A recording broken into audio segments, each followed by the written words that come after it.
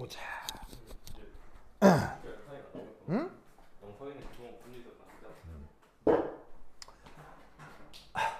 아까 이제 여기까지 했었죠?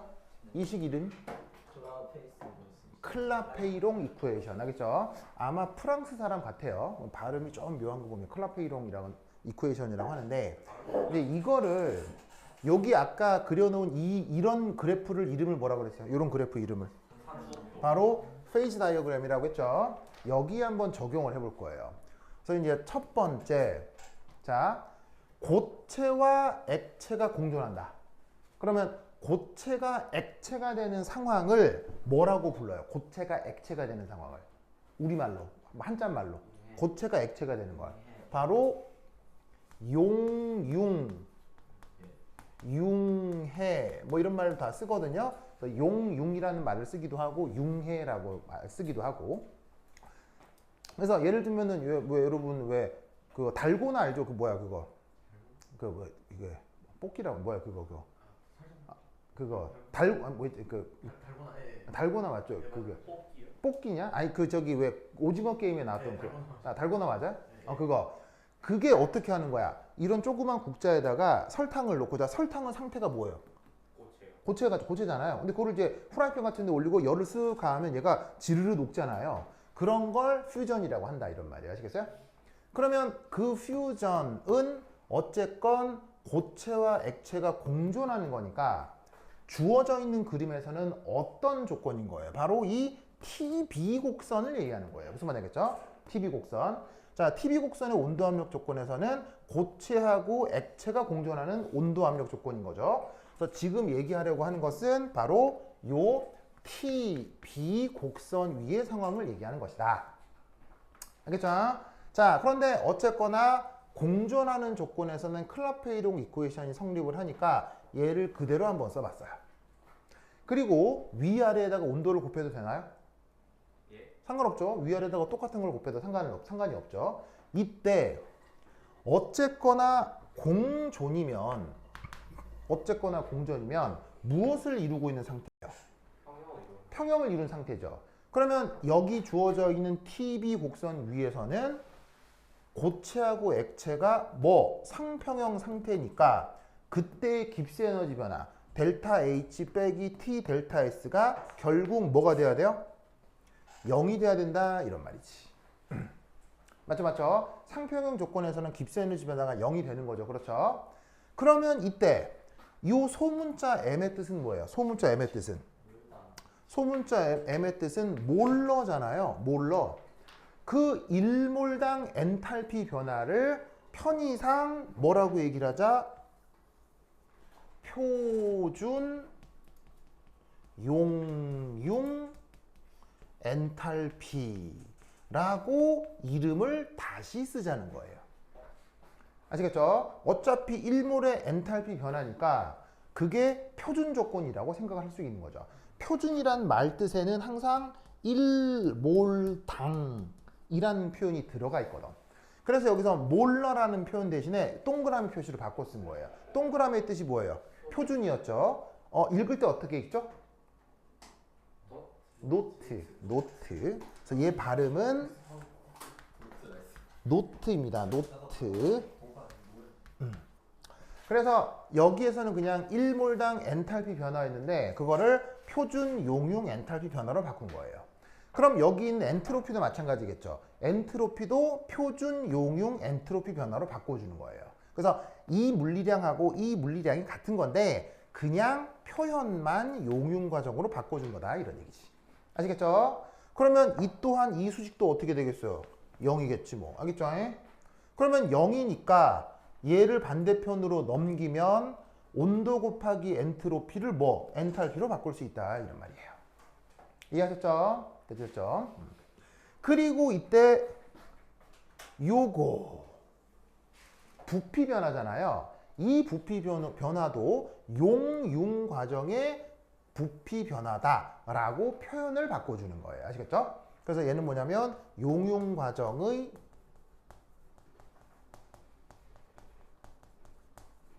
(1몰당) 부피 변화. 그래서 일반식을 지금 주어져 있는 조건의 표현들로 그냥 표현만 바꾼 것이다. 됐죠? 그러면 이때 여기서 여기 압력 변수 있죠? 온도 변수 있죠? 그거를 이렇게 변수를 분리해 주는 겁니다. 알겠죠? 그리고 이때 온도 변수만 따로 떼주는 거죠. 그리고 여기서 어떤 가정을 하냐면 이 부분 거의 일정할 것이다. 뭐가 변해도 온도와 압력이 변해도. 물론 살짝 변할 수 있어요. 그런데 크게 변하지 않기 때문에 실제로도 온도와 압력이 변해도 이놈하고 이놈의 값은 거의 일정할 것이다 라고 가정해 주는 거죠. 자, 왜냐하면 얘는 지금 누구하고 누구 사이의 부피 변화예요. 고체하고 액체의 부피 변화죠. 그럼 여러분 고체하고 액체는 막 부피가 팍팍팍 변합니까? 어떤 조건에서도 고체와 액체는 부피가 잘 안 변합니까? 잘 안 변하죠. 압력이 변해도 온도가 변해도 고체하고 액체는 이미 아주 압축된 상태이기 때문에 부피가 잘 변하지 않습니다. 얘를 일정하게 유지를 하면 이 수식을 이렇게 바꿀 수 있고 이게 어쨌건 등호관계니까 양변을 뭐 해도 양변을 적분해도 등호관계가 성립할 거다라고 생각하는 거예요. 그럼 이때 온도가 T1일 때 압력을 P1, 온도가 T2일 때 압력을 P2라고 한다면 이 정적분을 이렇게 바꿀 수 있죠. 됐나요? 됐죠? 그래서 압력이 P1에서 P2로 변할 때 온도가 T1에서 T2로 변한다. 그런데 여기는 온도의 역수함수가 있으니까 적분해 주시면 로그 함수로 바꿀 수 있죠. 됐습니까? 됐죠? 그러면 이때 P1을 반대쪽으로 넘기는 거예요.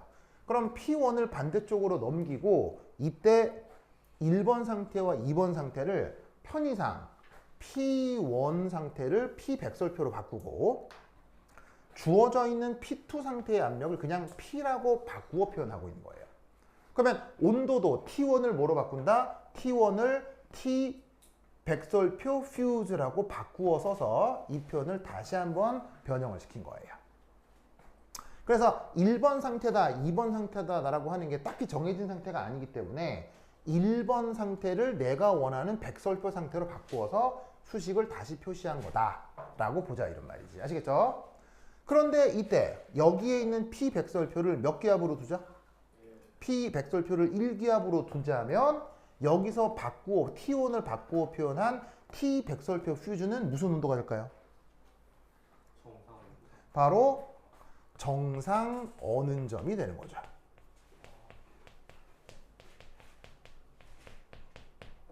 정상이란 말 뜻은? 정상이란 말 뜻은? 1기압. 어느 점이란 말 뜻은? 바로 주어져 있는 고체와 액체가 공존하는 온도. 아시겠죠? 물론 실험 용기는 어떤 상태? 닫힌 그릇. 아시겠어요? 열려있는 상태가 아니에요. 우리의 평소 열려있는 상태가 아니고 실험실에서 특별히 준비한 닫힌 그릇 속에서 액체하고 고체가 공존하는 온도를 뜻하는 거야. 됐죠? 그래서 이 적분 결과를 이 수식까지 바꾸는 거예요. 알겠죠? 그리고 3번은 약간 수리적 테크닉인데 혹시 여러분 수학 시간에 무슨 전개인데 테일러 전개라고 배운 적 있어요? 테일러 전개? 테일러 곱수?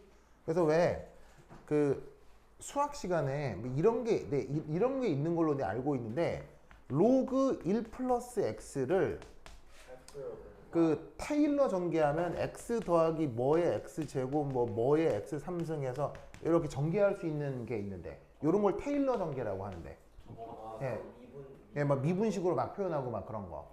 그래서 이때 x가 만약 매우 작다면 어떻게? 제곱 3승 이게 작을수록 더더욱 작아지니까 얘를 날려버리고 로그 1 플러스 x를 x로 근사할 수 있다. 뭐 이런 논리들이 있거든요. 기억나요? 기억나요? 기억나죠? 이거. 했었어요? 왜 했었어요? 오케이. 요런 거를 테일러 곱수라고 한다고 하시겠죠? 그래서 이때 이 테일러 곱수를 활용하기 위해서 여기 뒤에 있는 로그항 있죠? 로그항을 자, 이렇게 변형을 해요. 이렇게 변형을 해요. 이때 내가 만약에 현재 지금 관심의 온도가 그 물질의 정상 어는 점과 비슷한 전후의 온도라면 아시겠어요? 만약에 물이면 정상 어는 점이 몇 도예요? 물이라면 정상 어는 점이 0도잖아요. 0도.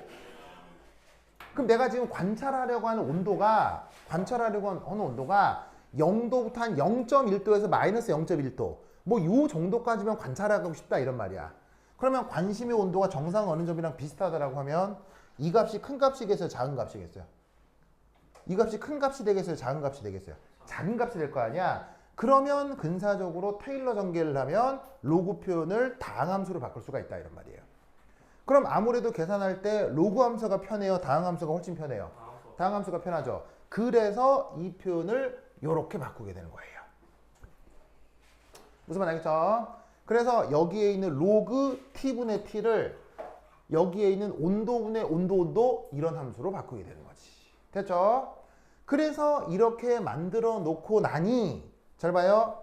여기에 있는 이 압력과 여기에 있는 이 온도가 몇 차 함수 관계예요? 1차 함수 관계가 근사적으로 나타나더라 이런 말이죠. 그럼 여러분 1차 함수는 그래프상에서 어떻게 그려져요? 1차 함수는 그래프상에서 직선으로 그려지죠. 그래서 여기에 있는 TB 곡선은 많은 물질의 경우 항상 직선 비슷하게 이렇게 쭉 그려져요. 무슨 말인지 알겠죠? 그래서 어떻게 하냐면 막 곡선으로 막 이렇게 쭉 뭐 곡률이 바뀌고 그런 것보다는 많은 물질들에서 TB 곡선은 직선처럼 쭉 이렇게 그려지는 경향성이 있는데 그것을 이런 식의 수식으로 표현할 수 있다는 얘기죠. 그래서 주어져 있는 이 수식은 바로 곡선 TB의 수식이 되는 겁니다. 그래서 여기서 그려진 이 곡선 하나하나가 그냥 실험 데이터를 반영한 거다라고 볼 수 있지만 곡선 하나하나의 수식을 이렇게 이도를 해낼 수가 있다고요. 그렇게 해주는 수식이 바로 클라페이롱 이쿠에이션이에요. 아시겠죠? 됐습니까? 그리고 이때 TV 곡선에서 재미있는 것, 이 곡선식의 이 직선식에서 기울기가 어디예요? 여기잖아요. 저기잖아요. 보이시죠? 저기죠. 그럼 잘 봐. 요거 플러스예요, 마이너스예요? 온도는 절대 온도 체계니까 언제나 플러스죠? 요거 플러스예요, 마이너스예요? 언제나 플러스죠? 무슨 말 알겠어요? 용융은 뭐가 되는 관점의 에너지예요? 뭐가 되는 관점의 에너지예요? 고체가 액체가 되는 관점의 에너지예요. 아시겠어요? 그럼 여러분 얼음이 물이 되려면 발열이 돼야 돼요? 흡열이 돼야 돼요? 얼음이 물이 되려면 흡열이 돼야 되죠.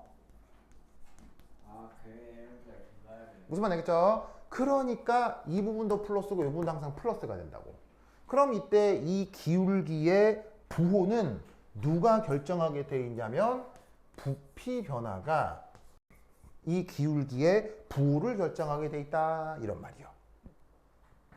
뭔 말인지 아시겠죠? 그럼 잘 봐. 요 용융 부피 변화는 아까도 얘기했듯이 누가 되는 거야? 용융이라고 하는 건 누가 되는 거야? 고체가 액체가 되는 게 용융이지. 무슨 말 알겠어요?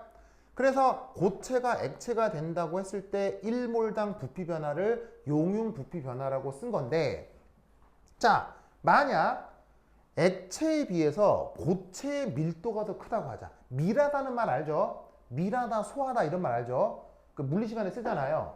뭐 매질 이런 거 할 때 밀하다, 소하다 뭐 그런 말 쓰잖아. 그럼 잘 봐. 만약에 고체가 더 밀하다. 그러면 둘 중에는 뭐가 더 크겠어요? 자, 밀할수록 부피는 더 커요, 더 작아요? 부피는 더 작잖아요. 그러면 밀할 경우는 이 값이 크니까 여기 주어져 있는 기울기 자체가 뭐로 표현되겠어요? 양수로 표현된다 이런 얘기죠. 무슨 말 알겠죠? 그런데 H2O는 물의 1몰 부피와 얼음의 1몰 부피 중 어디가 더 커요? H2O는 어디가 더 커요? 이쪽이 더 크죠?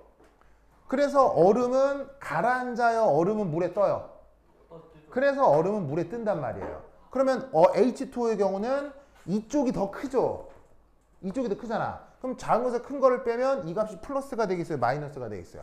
음수가 된다. 이런 말이에요. 그래서 주어져 있는 이 그래프에서 TV 곡선이 지금 기울기가 양수처럼 보여요? 음수처럼 보여요? 음수처럼 보인다. 이런 뜻이죠. 아시겠죠? 그래서 그래프 길게 음수이기 때문에 또 어떤 해석을 할 수 있냐면 물하고 얼음 중 물이 더 밀하다 라고 역으로 해석할 수도 있는 거죠. 무슨 말씀인지 아시겠어요? 자, 아까 고체가 더 밀하면 기울기가 어떻게 된다고요? 양수가 됩니다. 양수 아시겠죠? 그래서 더 밀도가 큰 녀석이 그래프를 밀어서 기울기가 만들어진다라고 해석해도 돼요. 이쪽이 더 밀하니까 그래프를 밀어서 그래프의 기울기가 결정이 된다. 마찬가지로 잘 봐요. 얼음하고 수증기 중에 당연히 또 누가 밀도가 더 커요? 아니 얼음이란다. 물하고 수증기 중에 누가 밀도가 더 커요? 물하고 수증기는 당연히 누가 밀도가 더 커요? 물이 밀도가 훨씬 더 크잖아요. 그러니까 얘가 수증기를 밀어서 또 기울기가 설정이 되는 거예요. 아시겠죠? 그 다음 얼음하고 수증기 어디가 밀도가 커요? 당연히 얼음 밀도가 더 크겠죠. 그래서 얼음이 밀어서 수증기하고의 기울기가 양수로 표현되는 거예요. 이렇게 해석하면 된다고요. 무슨 뜻인지 알겠죠? 다시 한번 얼음이 만약에 고체가 액체보다 밀도가 더 크면 그때는 고체가 기울기를 밀어서 고체하고 액체 사이의 기울기가 플러스가 되는 거예요. 알겠죠? 그거를 이런 식의 클라페이롱 이쿠에이션으로 쭉 표현을 해볼 수가 있다. 이런 말이에요. 되죠? 오케이. 됐다.